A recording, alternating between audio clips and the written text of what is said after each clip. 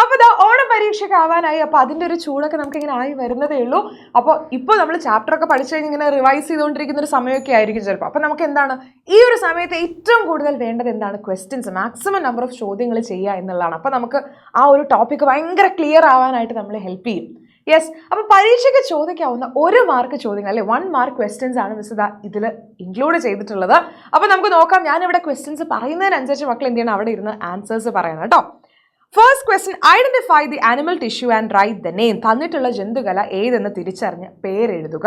അപ്പോൾ ഈ ഒരു ജന്തുകല അതാ നമുക്ക് ഈ ഒരു പിക്ചേഴ്സ് അല്ല മിസ് എപ്പോഴും പറയാറുണ്ട്, നിങ്ങൾ പഠിക്കുന്ന സമയത്ത് ടെക്സ്റ്റ് ബുക്കിലുള്ള പിക്ചേഴ്സൊക്കെ കൃത്യമായിട്ട് നോക്കണം, അതിൽ നിന്നൊക്കെ ചോദ്യങ്ങൾ വരും കേട്ടോ. അപ്പോൾ ഇത് ഏതാണ് ഈ ഒരു ടിഷ്യൂ എന്ന് പറയുന്നത്?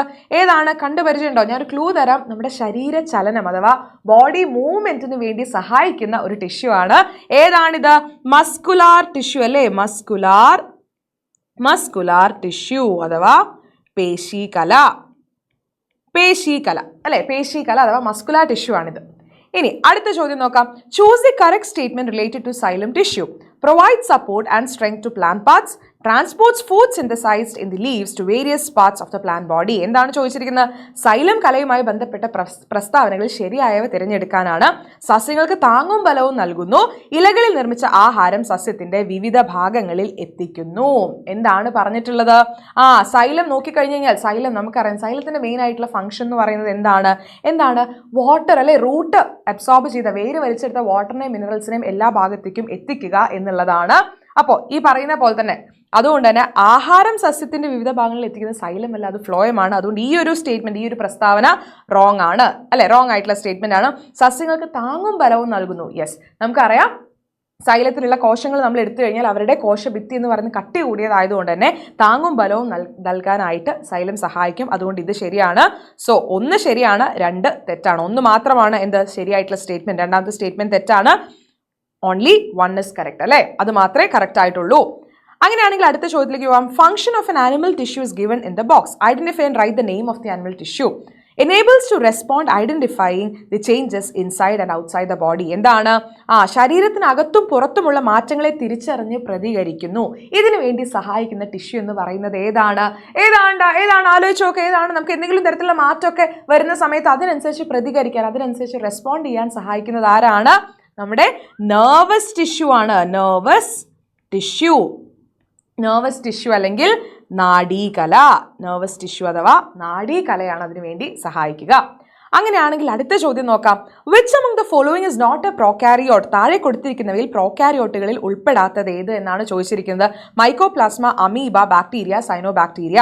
മൈക്കോപ്ലാസ്മയാണോ, അമീബയാണോ, ബാക്ടീരിയയാണോ, സൈനോബാക്ടീരിയയാണോ? ഇതിലേതാണ് പ്രോകാരിയോട്ട് അല്ലാത്തത്? മൈക്കോപ്ലാസ്മയും ബാക്ടീരിയയും സൈനോബാക്ടീരിയയും.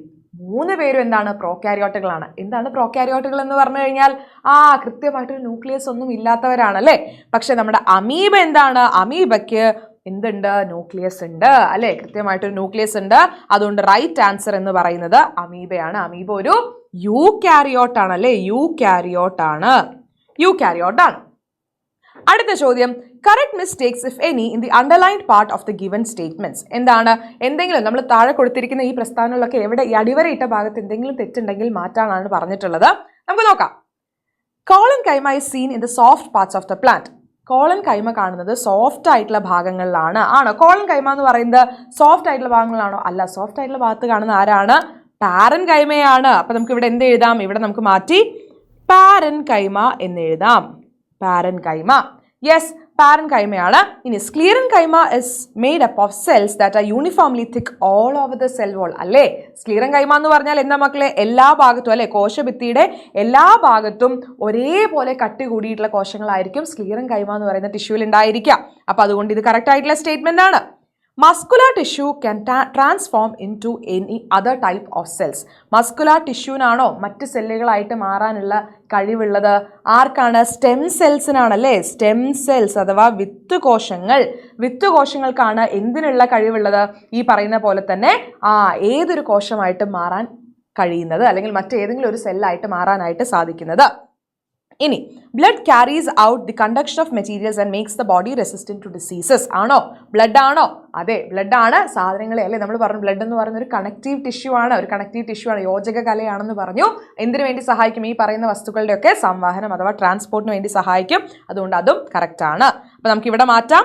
കോളൻ കൈമയല്ല, ഏതാണ്? പാരൻ കൈമ. പാരൻ കൈമയാണ്.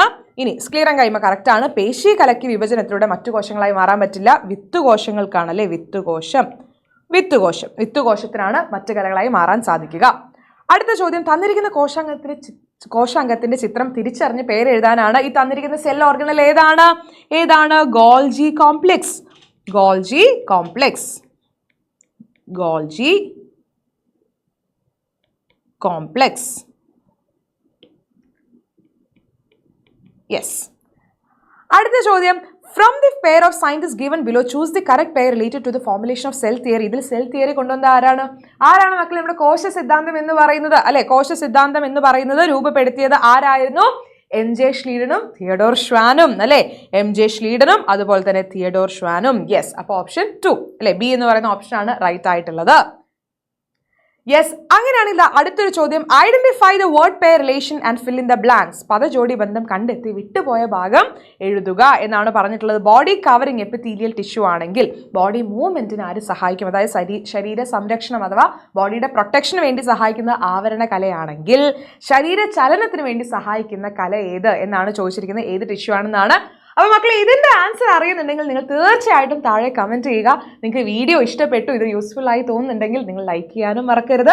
ആൻഡ് അതേപോലെ നിങ്ങളുടെ ഫ്രണ്ട്സിനൊക്കെ ഷെയർ ചെയ്ത് കൊടുക്കുക. ഈ വീഡിയോ എല്ലാവർക്കും യൂസ്ഫുൾ ആവട്ടെ. ആൻഡ് ദെൻ ഇതുപോലെയുള്ള ഒരുപാട് വീഡിയോസ് മക്കളെ നമ്മുടെ ചാനലിൽ ഇനിയും വരുന്നുണ്ടാവും. അപ്പോൾ സബ്സ്ക്രൈബ് ചെയ്യാൻ മറക്കരുത് കേട്ടോ. അപ്പോൾ ഇതിൻ്റെ ആൻസർ മറക്കരുത്, താഴെ കമൻറ്റ് ചെയ്യുക. എല്ലാവർക്കും ഓൾ ദി ബെസ്റ്റ്. ബൈ.